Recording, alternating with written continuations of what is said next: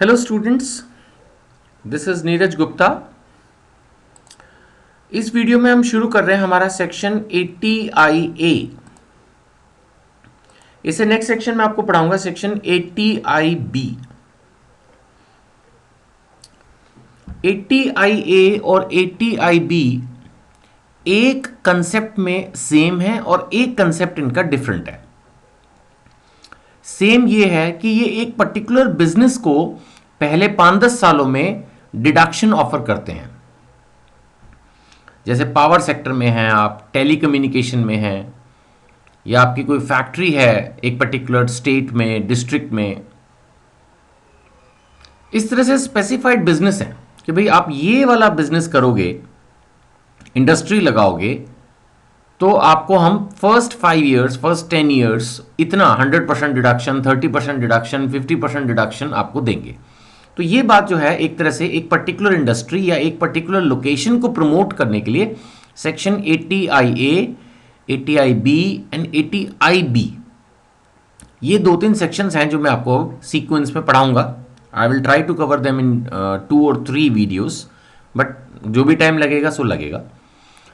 Examination में मैंने देखा है, जो मेरा पास्ट एक्सपीरियंस है, इस सेक्शन को नहीं पूछते, बहुत कम, रेयरली। तो इसलिए इसकी इंपॉर्टेंस तो बहुत कम है, लेकिन एज ए प्रोफेशनल आपको नॉलेज होनी चाहिए कि भाई कौन से सेक्शंस हैं इनकम टैक्स एक्ट में जो कि प्रमोट करते हैं इंडस्ट्रीज को। और वैसे भी जैसे मैंने कहा, जो अच्छे स्टूडेंट हैं मैक्सिमम मार्क्स लेने की कोशिश कर रहे हैं, पूरा सिलेबस उनको ध्यान से पढ़ना चाहिए। तो उस हिसाब से भी हर सेक्शन मैं अपनी तरफ से पूरा थॉरोली प्यार से कवर करता हूं। अब सवाल ये उठता है कि सेक्शन 80IA किन किन एस्पेक्ट्स को कवर करता है, कौन कौन से बिजनेस हैं। सबसे पहला ये कवर करता है infrastructure, road, highway, dam projects, अभी बहुत कुछ बताऊंगा मैं आपको, मेट्रो, ये सब इंफ्रास्ट्रक्चर में आता है। देन टेलीकम्युनिकेशन, इसको तो आप अच्छे से पहचानते ही हैं, आपका टेलीफोन, इंटरनेट, ये दूसरा सेक्टर है जो सेक्शन 80IA में बेनिफिट दे रहा है। देन तीसरा है इंडस्ट्रियल पार्क। इंडस्ट्रियलाइजेशन की तो हमेशा ही कंट्री को जरूरत है, और इंडस्ट्रियल पार्क होता है जो बड़े बड़े एक तरह से इंडस्ट्रीज को इनवाइट करता है। Then power, that is our fourth sector. Power की तो कंट्री को हमेशा ही जरूरत रही है, तो that is obviously my fourth sector. Then ये फिफ्थ पॉइंट भी पावर सेक्टर की बात कर रहा है। Then natural gas distribution network, natural gas distribution network. Power के 2 पॉइंट बना रखे हैं इन्होंने। एक तो इन्होंने कर दिया पावर जनरेशन, ट्रांसमिशन, डिस्ट्रीब्यूशन, और एक undertaking setup for reconstruction of A power unit, यानी जो ऑलरेडी चल रही है उसी को रीस्टार्ट करना, इंप्रूव करना, उसको अलग से एक पॉइंट दे दिया। तो टेक्निकली इसका मतलब देखा जाए तो अगर हम बात कर रहे हैं सेक्शन 80IA की, तो सेक्शन 80IA जो है आपका, it is covering the 5 basic very important sectors: infrastructure sector, telecommunication sector, power sector, industrial park and natural gas distribution network. ये 5 सेक्टर सेक्शन 80IA में कवर्ड है। These 5 sectors are covered by your section 80IA. Now, इस first video में I will try to finish half of the items: infrastructure, telecommunication and industrial park, and I will try to finish the remaining 3 in the next video. Let's start with infrastructure. The infrastructure facility. इसमें ध्यान रखिएगा कि 3 तरह के business जो है infrastructure के मामले में अलाउड है। अगर आपको क्लियर ना हो तो मैं पहले फिर भी एक बार आपको चल के इंफ्रास्ट्रक्चर के बारे में बता दूं, मैं फिर घूम के वापस यहीं आ जाऊंगा। That infrastructure talks about a toll road. Infrastructure talks about a toll road. आज आपने देखा होगा पूरी कंट्री में जहां भी आप इस वीडियो को देख रहे हैं, गवर्नमेंट बहुत इंप्रूव्ड हाईवेज बना रही है। पहले वाली बातें नहीं रह गई हैं। पहले जो रोड्स थी उनकी कंडीशंस इतनी अच्छी नहीं थी जितनी अब लेटेस्ट एकदम फास्ट हाईवेज होते जा रहे हैं। हमारे दिल्ली के पास ही ग्रेटर नोएडा से लेके आगरा का एक एक्सप्रेसवे बना है जिसमें स्पीड तो 100 की ही अलाउ की है, लेकिन अगर गाड़ी कोई चलाना चाहे तो 150 की स्पीड पे तो बहुत आराम से कार चलती है, कोई प्रॉब्लम नहीं। बिल्कुल दूर दूर तक एकदम ट्रांसपेरेंट प्रॉपर रोड है, कोई बीच में झिकझिक है ही नहीं। तो बहुत अच्छी रोड्स बन रही हैं। ऑब्वियसली उनका टोल भी हाई होता है जो कम्यूटर्स को पे करना पड़ता है, लेकिन as such the facilities being created. तो उसमें क्या है कि गवर्नमेंट ने प्राइवेट एंटिटीज़ को अलाउ किया कि आप रोड्स बनाइए। सोचिए उनको इतनी बड़ी बड़ी रोड्स बनाने में जो सैकड़ों किलोमीटर्स की होती है कितना खर्च होता है, फिर वो टोल से कलेक्ट करते हैं, इनकम होती है।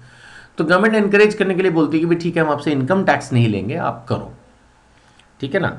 इसी तरह से इंफ्रास्ट्रक्चर के अंदर आ जाता है आपका एयरपोर्ट, पोर्ट और रेल सिस्टम। सोच के देखिए कितनी बड़ी चीज़ है, बोलना बड़ा आसान है एयरपोर्ट एक वर्ड, लेकिन कितना बड़ा एक एयरपोर्ट होता है। You must have been travelling through airports, कितना बड़ा होता है। तो जो कंपनीज उसको क्रिएट कर रही हैं, मेंटेन कर रही हैं, कितना उनका खर्चा है, उसके बाद जो उनको कलेक्शन होती है, इनकम होती है, वो बात की बात है। तो डेफिनेटली गवर्नमेंट को इनको एनकरेज करना पड़ेगा, है ना। इसी तरह से दिल्ली में मेट्रो रेलवेज है, आई एम श्योर अब दूसरी शहरों में भी आ रही है ना। रिंग रोड्स, फ्लाईओवर्स, बस टर्मिनल्स, इनलैंड कंटेनर डिपोज, जहाँ पर कोई भी माल एक्सपोर्ट होने से पहले पैक हो जाता है एक तरह से कंटेनर्स में, that is inland container depots. Then navigational channel in the sea. सोचो ये जितनी चीज़ें लिखी हैं कितनी बड़ी हैं, इनका जो लेवल है वो कितना बड़ा है। ऐसे water supply, irrigation, sanitation, sewerage system, पूरे शहर का sewerage system very costly, solid waste management system. तो कहने का मतलब है ये सारी चीज़ें इसके अंदर इन्होंने इंक्लूड की हैं। अब आप इंफ्रास्ट्रक्चर को या तो डेवलप कर दो, इन्होंने क्या किया, हम डिडक्शन किसको देंगे, the one who is developing. या तो जो बंदा इसको डेवलप कर रहा है, या फिर डेवलप किसी और ने किया, आप उसको मेंटेन एंड ऑपरेट कर रहे हैं, दोनों में से कोई एक चीज चलेगी। इधर यू डेवलप इट और you maintain and operate it, या आप डेवलप भी करो, मेंटेन भी करो और ऑपरेट भी करो। ये तो सबसे बेस्ट हो गया, एक बहुत बड़ी कंपनी जो ये तीनों काम कर सके, ठीक है ना। मेंटेनिंग एंड ऑपरेटिंग को तो चलो हम एक ही मान लेते हैं। तो बेसिकली डेवलप भी कर सके और रन भी कर सके, या दोनों में से कोई एक काम भी करे तो डिडक्शन मिलती है, ठीक है। डिडक्शन जो है वो दे रहे हैं ये इंडियन कंपनी को, कंपनी रजिस्टर्ड इन इंडिया जो डिडक्शन के लिए एलिजिबल है, या फिर ग्रुप ऑफ सच कंपनीज। कई बार एक कंपनी नहीं कर पाती इतने बड़े बड़े प्रोजेक्ट्स, तो मिलके लोग करते हैं। तो या तो ये इंडियन कंपनी हो एक कंपनी, या ग्रुप ऑफ सच कंपनीज और अदर अथॉरिटीज़। कई बार अथॉरिटीज़ भी मिलके, अब जैसे national highway authority of India मान लेते हैं, वो किसी कंपनी के साथ मिलके वो प्रोजेक्ट बना रही है हाई लेवल पे, बड़े लेवल पे। तो इस तरह से जॉइंट वेंचर्स भी होते हैं। तो जो इनकम होगी that will be eligible for deduction. तो 100% इसमें डिडक्शन देते हैं 10-10 सालों की, दैट इज द कंसेप्ट, ठीक है ना।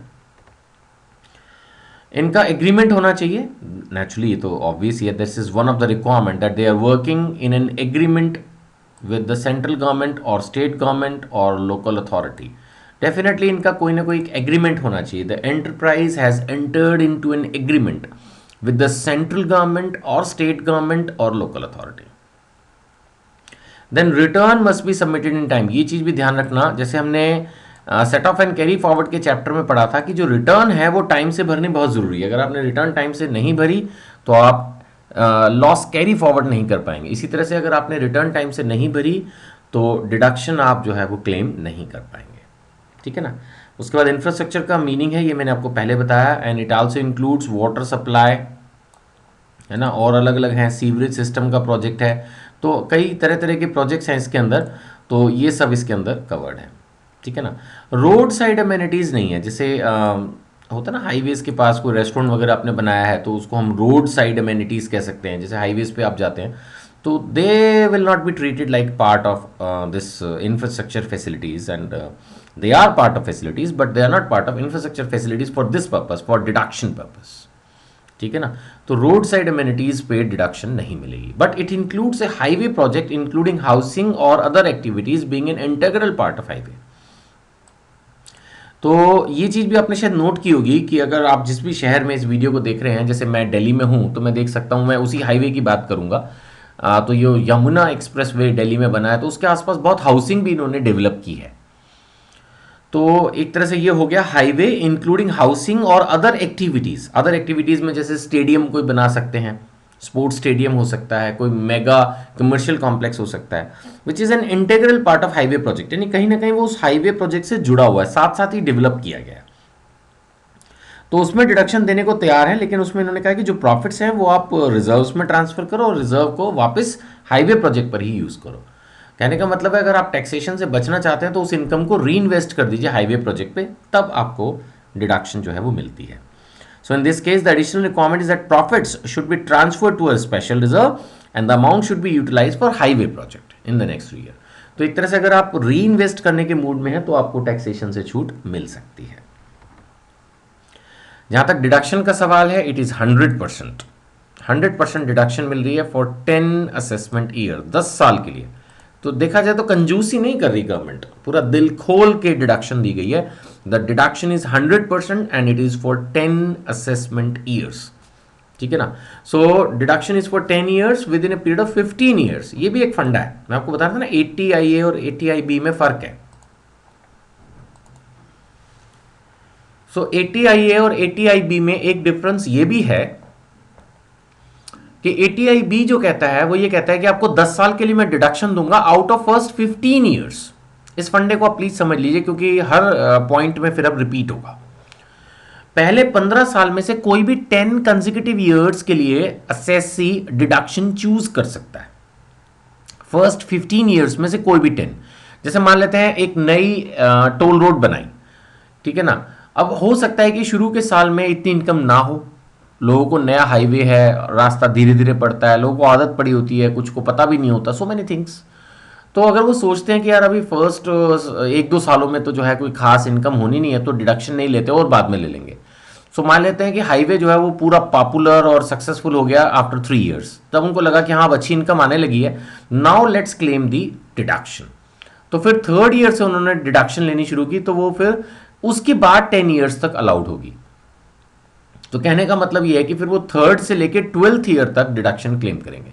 ऐसे ही वो चाहें तो 4th ईयर से लेके 13th ईयर तक ले सकते हैं, या 5th ईयर से लेके जो है वो उसको ले सकते हैं 14th ईयर तक, या 6th ईयर से लेके 15th ईयर तक. मतलब 10 साल कॉन्जिक्यूटिव रहेगी जब भी कंपनी डिसीजन लेती है.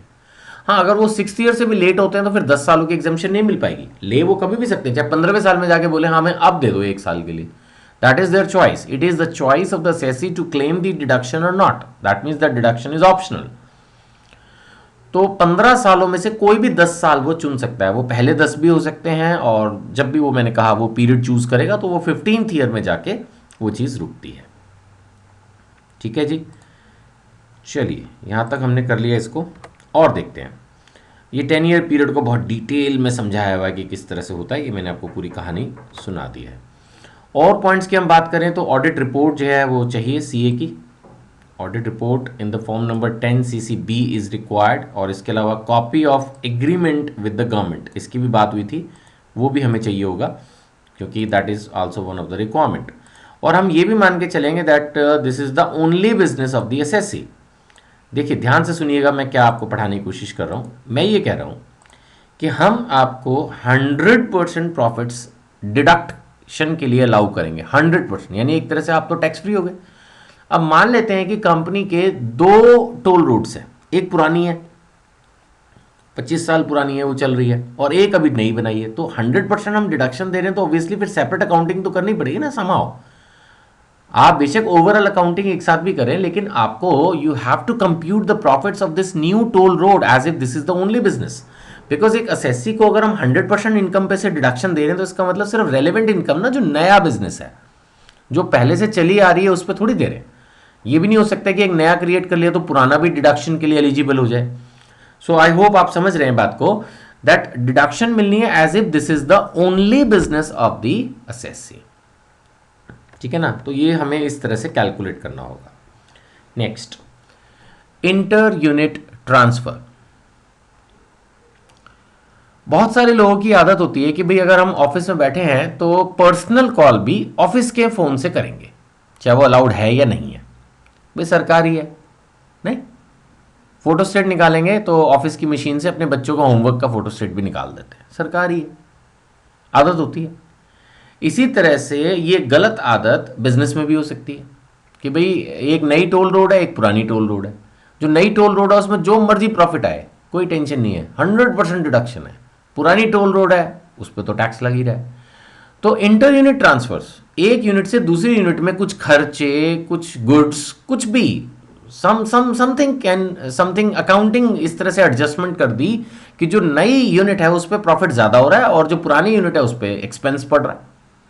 कोई भी जॉइंट एक्सपेंसेस है वो उठा के डाल दिए पुरानी यूनिट पे, और कोई भी इनकम है जॉइंट तो वो डाल दी नई यूनिट पे, कि भाई नई यूनिट पे अगर इनकम आ रही है तो कोई फर्क नहीं पड़ता, 100% डिडक्शन है। पुरानी यूनिट पे टैक्स देना है तो खर्चे सारे उसके उस पर डाल दो। तो ये हेरा फेरी नहीं चलेगी। That is inter unit transfer, कि अगर आपने एक यूनिट की इनकम दूसरी पे ट्रांसफर की या एक यूनिट के खर्चे दूसरी यूनिट पे ट्रांसफर किए या कोई गुड्स की जो वैल्यूएशन थी वो इस तरह से ट्रांसफर करी कि it is generating more income to the new unit and less income to the older unit और अदर यूनिट्स, देन ये तो फिर हेरा फेरी है। What you are supposed to do, you are supposed to calculate the correct income ना। The assessee is supposed to calculate the correct income of the business। तो जो भी उसकी करेक्ट बिजनेस इनकम है उस पर उसको टैक्स लगेगा। That is the point. तो आप इस चीज को मिसयूज नहीं कर सकते कि भाई 100% डिडक्शन मिल रही है, अपने को तो कोई फर्क नहीं पड़ रहा, जितनी मर्जी इनकम दिखा दो इसकी। तो जो भी इनकम दूसरी यूनिट्स पे आ रही है कोशिश करके उसको नई यूनिट पे दिखाया जाए, और जो भी जैसे मैंने कहा खर्चे आ रहे हैं नई यूनिट के उसको उल्टा वहां से हटाकर ओल्ड यूनिट्स पे दिखाया जाए ताकि वहां का टैक्सेबल प्रॉफिट कम हो। तो ये हेरा फेरी अगर पकड़ी जाती है तो इसमें इनकम टैक्स ऑफिसर सारे प्रॉफिट्स को रिकम्प्यूट कर सकता है। नाउ नेक्स्ट जो है इंटर यूनिट तो हो गई अपनी ही। अब ये है कि close connection between the assessee and any other person.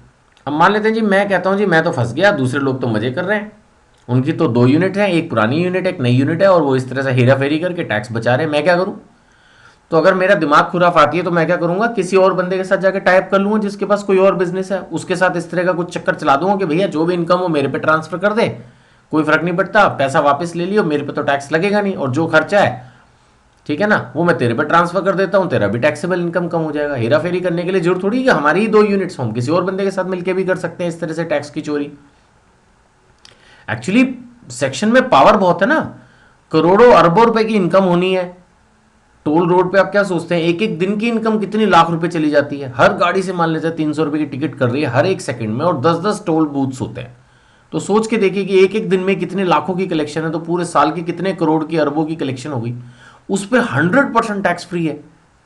तो जहां कंपनी पे 30% टैक्स लगता है और करोड़ों से ऊपर जाने के बाद उसके ऊपर 12% सरचार्ज भी है, तो इफेक्टिव रेट जहां 34-35% पहुंचता है। सोच के देखिए अगर एक कंपनी को 100 करोड़ रुपए की इनकम हो रही हो तो सीधा 35 करोड़ हो गया, और ये फिगर भी मैंने कम ही बताई। तो हेरा फेरी करने की तो दिमाग में आएगी ना कि कुछ ना कुछ तो करा जाए, कुछ तिकड़म ऐसी बढ़ाई जाए जिससे एलिजिबल जो हमारी यूनिट है उस पर इनकम ज़्यादा दिखे, लेकिन कोई फर्क नहीं पड़ रहा, 100% डिडक्शन क्लेम हो जाए और खर्चे जो है वो किसी और पे डाल दिए जाए। खर्चे किसी और पे डालने से भी तो एलिजिबल यूनिट की इनकम बढ़ जाती है ना। सो कहने का मतलब है कि अपनी ही कोई दूसरी यूनिट हो या दूसरे बंदे के साथ टाइप करके, तो इन सभी सिचुएशंस में एक रीजनेबल करेक्ट जो है वो बिजनेस इनकम कैलकुलेट करना करवाना ये असेसिंग ऑफिसर की पावर में है। ठीक है ना। Next is consequences of amalgamation demerger. अगर हम इसकी बात करें तो आपको पता ही है अमेलगमेशन डीमर्जर में हमेशा यही लिख देते हैं ये लोग कि जो अगर इंडियन कंपनीज के बीच में हो रहा है तो जो रिमेनिंग इंस्टॉलमेंट, अब 10 साल बेनिफिट मिलना था, सपोज 3 साल के बाद मर्जर हो गया, तो बाकी के 7 साल के लिए जो डिडक्शन है वो अमेलगमेटेड कंपनी या resulting company as the case में भी क्लेम कर लेगी। तो मतलब लूज नहीं होगा बेनिफिट। और इवन अगर आपने अपनी अंडरटेकिंग बेच भी दी है, ट्रांसफर भी कर दी है, तो ट्रांसफरी को भी मिल जाएगा। यहां पर ये बेनिफिट दिया है। वैसे मोस्टली सेक्शंस में ये बेनिफिट ट्रांसफरी के लिए नहीं है, अमेलगमेशन में तो मोस्टली सेक्शंस में है, आई मीन मोस्टली सेक्टर्स में अवेलेबल किया है, बट ट्रांसफरी को अनएक्सपायर्ड पीरियड के लिए जो ये बेनिफिट दे रहे हैं, for the unexpired period provided the transfer is as per the agreement with the central government, यानी गवर्नमेंट से परमिशन लेके किया हो अगर, तो ये रिमेनिंग पीरियड के लिए इवन ट्रांसफरी को भी अलाउ कर रहे हैं। ठीक है। So this is all about infrastructure. मैं एक बार क्विक रिव्यू दे देता हूं फिर आगे बढ़ते हैं। सबसे पहली बात, हमने 80IA सेक्शन पढ़ना शुरू किया। जैसे मैंने कहा इसमें 5-6 सेक्टर कवर हैं, infrastructure, telecommunication, then industrial park, power and natural gas distribution network. Infrastructure हमने पहले पढ़ना शुरू किया। इसमें हमने कहा कि या तो वो कोई कंपनी उसको डेवलप करे या फिर मेंटेन करे या दोनों काम करे, and it should be company registered in India और group of companies and they may be working with the government authorities. इनका एग्रीमेंट होना चाहिए सेंट्रल गवर्नमेंट, स्टेट गवर्नमेंट या लोकल अथॉरिटीज के साथ, उसके हिसाब से काम करें, रिटर्न टाइम से भरें। इंफ्रास्ट्रक्चर में क्या क्या आता है वो अब आपको नॉलेज है ही, वैसे पहले भी नॉलेज होगी आई एम श्योर, तो मैंने बाकी पढ़ भी दिया इसमें, airport, port, rail system, toll roads metro railways, ring road, flyovers, inland container depots, water supply project, sewerage system. Road amenities को इन्होंने मना किया, लेकिन अगर कहा कि हाउसिंग या अदर प्रोजेक्ट्स जो हैं वो हाईवे प्रोजेक्ट का इंटेग्रल पार्ट हो तो डिडक्शन उस पर भी मिल जाएगी, लेकिन प्रॉफिट्स आपको रिजर्व में ट्रांसफर करके अगले 3 साल के अंदर हाईवे प्रोजेक्ट में यूज़ करना है। तो 100% डिडक्शन मिल रही है 10 ईयर्स के लिए, और ये पहले 15 में से कोई भी 10 साल आप कॉन्जिक्यूटिव चूज कर सकते हो। पूरा डिटेल में मैंने एक्सप्लेन किया। और ऑडिट रिपोर्ट चाहिए होगा, copy of agreement with the government चाहिए होगी, and we have to compute your profit as if this is the only business of the SSC. उसी बात के लिए अगर कोई हेराफेरी कर रहे हैं इंटर यूनिट ट्रांसफर में या दूसरे एसएससीज के साथ मिलके, तो इनकम टैक्स ऑफिसर के पास ये पावर है कि वो आपके बिजनेस की इनकम को प्रॉपर्ली रिकम्प्यूट कर दे। अगर अमेलगमेशन है, डीमर्जर है, तो अमेलगमेशन डीमर्जर की सिचुएशन में भी यही होता है कि रिमेनिंग ईयर्स के लिए वो डिडक्शन जो है वो अमेलगमेटेड या रिजल्टिंग कंपनी ले सकती है, but it should B Indian companies.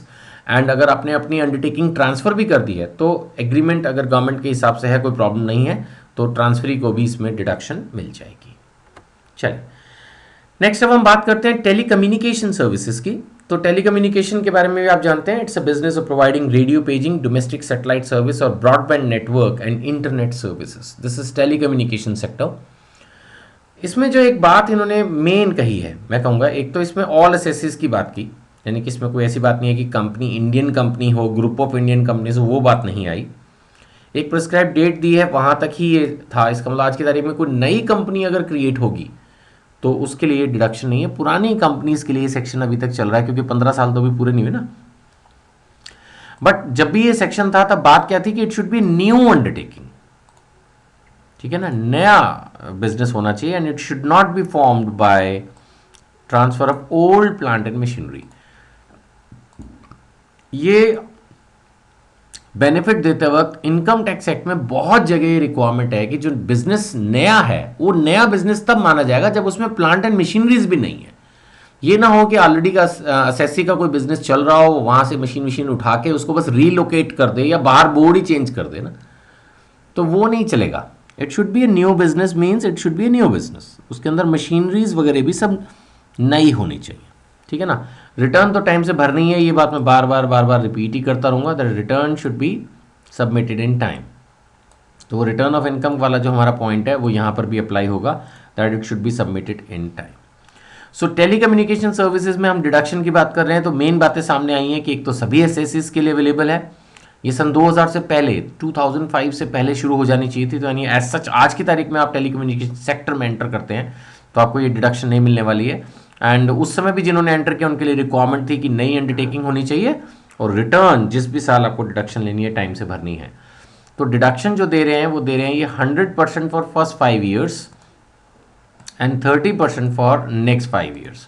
जो डिडक्शन इन्होंने दी है that's 100% for first 5 years and 30% for next 5 years. Style है, वहाँ पे तो 100% दे दिया था इंफ्रास्ट्रक्चर में, that was more you can say required sector for the country, तो उसको तो 100% फॉर 10 ईयर्स दिया। यहाँ पर पहले 5 साल 100 और अगले 5 साल 30% दिया है, और वही विद इन 15 फर्स्ट 15 ईयर्स में से इसको चूज़ किया जा सकता है, वो ऑप्शन यहाँ पर भी दिया है। अदर पॉइंट्स को उतना एलोबरेट ना करके मैंने इसीलिए ब्रीफ में लिख दिया है। ऑडिट रिपोर्ट की जरूरत पड़ेगी, we will assume only business, तो इसलिए इंटर यूनिट ट्रांसफर वाले पॉइंट भी लगेंगे, and consequences of merger amalgamation भी मैं डिस्कस कर चुका हूँ। आप ध्यान दीजिएगा यहाँ पर ट्रांसफर ऑफ अंडरटेकिंग वाला पॉइंट नहीं है। ट्रांसफर ऑफ अंडरटेकिंग वाला पॉइंट नहीं है, इसका मतलब अगर आप अपनी अंडरटेकिंग को बेच देते हैं टेलीकम्युनिकेशन सेक्टर में, मान लेते हैं आपने कुछ काम किया, एक कंपनी बनाई, एक ऑर्गेनाइजेशन क्रिएट की और वो उठा के बेच दी, तो जो ट्रांसफरी है उसको ये deduction for the remaining period नहीं मिलेगी। It is available only in case of mergers and amalgamations, ठीक है ना। सो अमेलगमेशन में तो ये बेनिफिट दे रहे हैं, बाकी सिचुएशंस में बेनिफिट इन्होंने नहीं दिया है, करेक्ट। चलिए जी, next is industrial parks and special economic zones. इसमें जाने से पहले एक बार क्विक रिवीजन कर लें टेलीकम्युनिकेशन सर्विसेज का। तो इसमें सभी एसएससी को ये बेनिफिट दे रहे हैं। इनको स्टार्ट करनी थी अपनी सर्विस 1 अप्रैल 95 से 2005 के बीच में। न्यू अंडरटेकिंग होनी चाहिए, should not be formed by the transfer of old plant and machinery. Return of income जितनी भी हैं they should be submitted on और बिफोर ड्यू डेट। जहाँ तक डिडक्शन का सवाल है, it's 100% for first 5 years and 30% for the next 5 years. पहले 15 में से कोई भी 10 साल आप चूज कर सकते हैं, नो प्रॉब्लम। अदर पॉइंट्स में ऑडिट रिपोर्ट की भी जरूरत है। प्रॉफिट कैलकुलेट करते वक्त we will assume this is your only business. Inter unit transfer वाले कंसेप्ट एप्लीकेबल होंगे। मर्जर अमैल्गमेशन में ये बेनिफिट मिलेगा, बाकी सिचुएशंस में ट्रांसफर ऑफ अंडरटेकिंग में ये बेनिफिट नहीं मिल पाएगा। अब हम बात कर रहे हैं इंडस्ट्रियल पार्क्स या स्पेशल इकोनॉमिक जोन्स की। देखिए, इंडस्ट्रियल पार्क एक बहुत बड़ा इलाका, बहुत बड़ा एरिया जो कि नोटिफाइड बाय द गवर्नमेंट होगा कि भाई इस एरिया को डेवलप करना है। जैसे गवर्नमेंट करती है ना, भाई ये जोन जो है यहाँ पर यूनिवर्सिटीज़ होंगी, ये जोन जो है यहाँ पर एडवेंचर पार्क्स होंगे, ये जोन जो है यहाँ पर रेजिडेंशियल सोसाइटीज़ होंगी, यहाँ पर कॉलेजेस होंगे, यहाँ सिनेमा हॉल्स होंगे, कमर्शियल कॉम्प्लेक्स होंगे, इसी तरह से यहाँ इंडस्ट्रीज़ होंगी, है ना, यहाँ एक्सपोर्टर्स होंगे।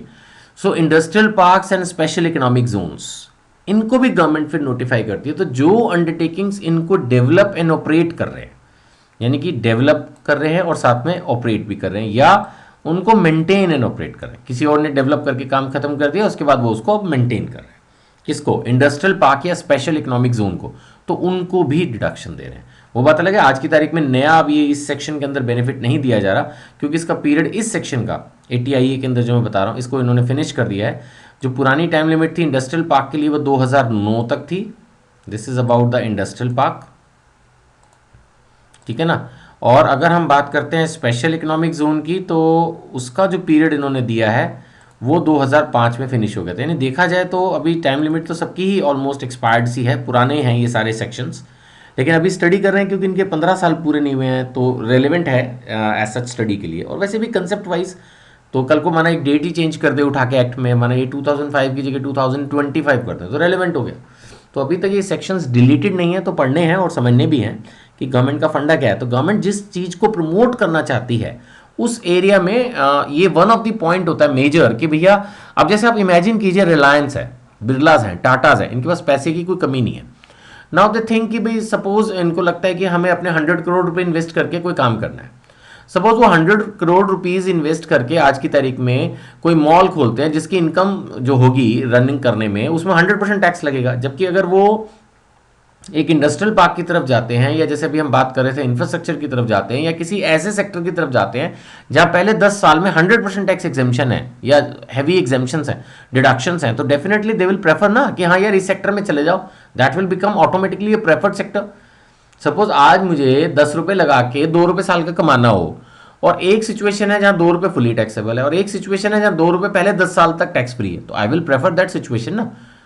तो एक बार तो एग्जामिशन लो, फिर देखेंगे, तब तक वो पांव पे खड़ी भी हो जाती है कंपनी। तो वही चीज है, गवर्नमेंट क्या करती है, जिस पर्टिकुलर सेक्टर को एनकरेज करना चाहती है। अब टेलीकम्युनिकेशन ऑलरेडी बहुत एनकरेज हो चुका है, शुरू में एयरटेल आया, फिर उसके बाद वोडाफोन हो गया, टाटा की भी आ गई, रिलायंस भी आ गई, तो अभी तो इनका बहुत आपस में कंपटीशन है, तो इनको अब फिलहाल एनकरेजमेंट की जरूरत नहीं है, इसलिए टेलीकम्युनिकेशन के अंदर अब कोई डेट्स जो है एक्सटेंड नहीं हुई है। इंफ्रास्ट्रक्चर की कंट्री को हमेशा जरूरत रहेगी, तो टाइम एंड अगेन इसको तो ये इंट्रोड्यूस करते ही रहेंगे, है ना। ऐसे industrial park, special economic Jones, इसके अंदर भी नए नए सेक्शंस भी इंट्रोड्यूस करते रहते हैं टाइम एंड अगेन। फिलहाल जो पुरानी स्कीम थी उसकी डेट्स अब एक्सपायर हो रही हैं।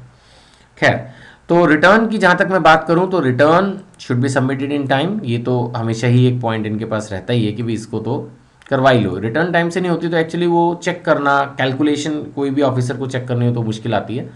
और इसमें भी वो फर्स्ट 15 ईयर्स का फंडा जो है वो एप्लीकेबल है, इसमें कोई वेरिएशन नहीं है, and it's 100% for 10 years. Industrial park special economic zone में ये फिर से 100% डिडक्शन देने को तैयार हैं पूरे 10 साल के लिए। अगर हम अदर पॉइंट्स की बात करें तो वही audit report, assume only business, inter unit transfer, consequences of merger amalgamation, और फिर से ट्रांसफरी अंडरटेकिंग का पॉइंट आ गया। ध्यान दीजिए, यानी कि जहां इनको ट्रांसफरी को अलाउ करना होता है वहां पर ये पॉइंट मैंने लिख दिया है। सो ये ट्रांसफरी वाला जो पॉइंट था, अगर आपने ध्यान दिया हो तो ये अभी हम जब टेलीकम्युनिकेशन की बात कर रहे थे, लेट मी चेक, हाँ, जब हमने टेलीकम्युनिकेशन की बात की थी तो आप देखेंगे अदर पॉइंट्स में 4 ही पॉइंट थे, ठीक है ना। लेकिन अब हम इंडस्ट्रियल पार्क की बात कर रहे हैं तो फिर से प्रोविजन ऑफ ट्रांसफरी अंडरटेकिंग आ गया है, यानी कि अगर आपने अपना बिजनेस बेचा भी है, ट्रांसफर भी किया है as per the other applicable laws और जो भी अदर फॉर्मेलिटीज थी, if they are fulfilled then it will be treated as if it is a proper, तो डिडक्शन मिल जाएगी। तो कहने का मतलब यह है कि अगर आपकी कंपनी इंडस्ट्रियल पार्क या स्पेशल इकोनॉमिक जोन को डेवलप करके ऑपरेट कर रही है या सिर्फ मेंटेन कर रही है, डेवलप नहीं किया है, तो भी 100% डिडक्शन 10 सालों में मिल जाएगी, consecutive years out of the first 15 years. ठीक है, सो ये एक प्रेफर्ड सेक्टर हो गया, करेक्ट। सो अब मैं इसको पूरी वीडियो को एक बार क्विक रिवीजन दे देता हूँ। 80IA में पहले 3 पॉइंट मैंने इस वीडियो में कवर किए हैं, infrastructure, telecommunication, industrial park. Infrastructure में भी यही बात थी कि या तो आप सिर्फ डेवलप कर लो या मेंटेन कर लो, यहाँ पर ये बात थी। लेकिन इंडियन कंपनी या ग्रुप ऑफ इंडियन कंपनीज होना चाहिए, वो working with the government authorities, और आपका एक एग्रीमेंट होना चाहिए सेंट्रल गवर्नमेंट, स्टेट गवर्नमेंट या लोकल अथॉरिटीज के साथ, रिटर्न टाइम से भरनी है। इंफ्रास्ट्रक्चर फैसिलिटीज का मीनिंग दिया गया था, रोड साइड अमेनिटीज को मना किया गया था, लेकिन अगर हाउसिंग एंड अदर एक्टिविटीज उसका पार्ट है तो उसके प्रॉफिट्स को आप रिजर्व में ट्रांसफर करके हाईवे के लिए यूज करके अगले 3 साल में डिडक्शन क्लेम कर सकते हैं।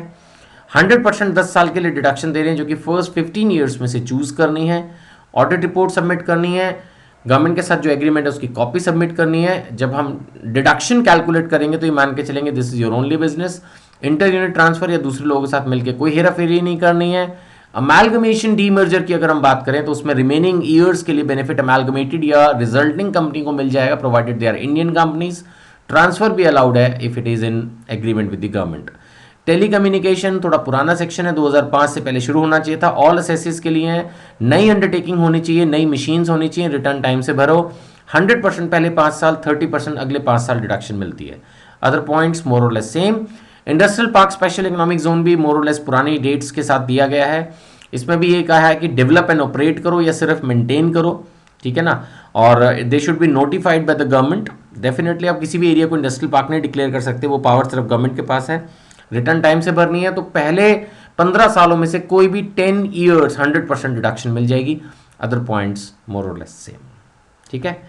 तो पढ़िए इसको, कोई भी डाउट हो तो आप इसको मेरे से डिस्कस भी कर सकते हैं। Thank you.